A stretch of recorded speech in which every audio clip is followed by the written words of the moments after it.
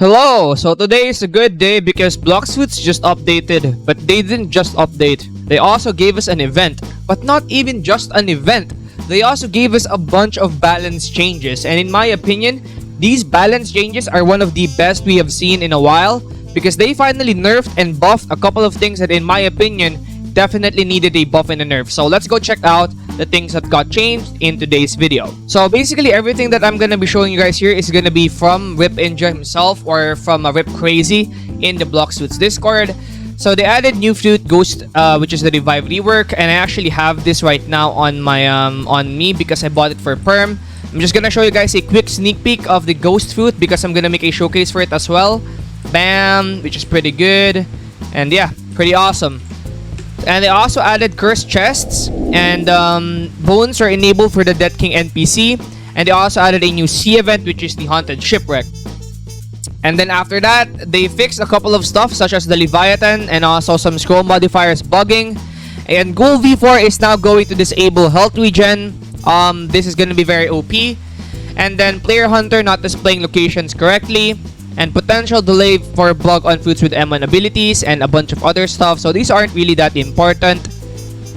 These are pretty good, but in my opinion, they're not that important. The most important right here is this, because they finally nerfed Shark V4. You heard that right. They finally nerfed Shark V4. Say it with me. They finally nerfed Shark V4. And now, not even just Shark V4, they also nerfed Shark V3. They reduced the duration and defense of V3, which means now Shark V3 is not gonna be as strong. It's not gonna be the strongest race. Well, it's still gonna be a good race, but it's not gonna be that strong anymore. And also, they nerfed the shield. They even reduced the speed debuff and max shield on awakened passives. And also, the max shield isn't that high anymore. And apart from that, it now only protects 85% instead of 100%. So finally, Shark V4, your time is over. They also nerfing Goku's damage, which in my opinion is crazy. Best of Rendo can now jump, dash, and swim, which is insane. And this one is a bit of a weird one. Why did they need to nerf the hitbox on Sanguine Arts clicks? Like, does anyone actually use this?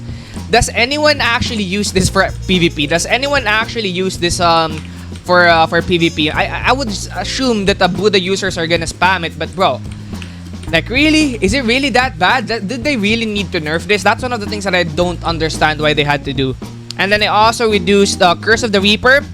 Curse of the Reaper being like this is still insanely stupid. 70%, bro. Come on. That's still insanely stupid. That's still too strong, bro. Even 75% was too strong. With 70% is just still too strong, bro.